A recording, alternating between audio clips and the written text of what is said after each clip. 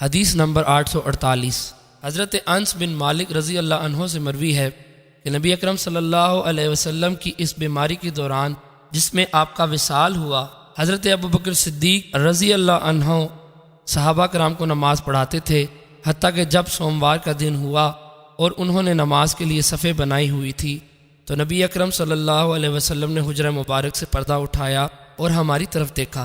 آپ کھڑے تھے اور گویا آپ کا چہرہ انور قرآن مجید کا ایک صفحہ ہو۔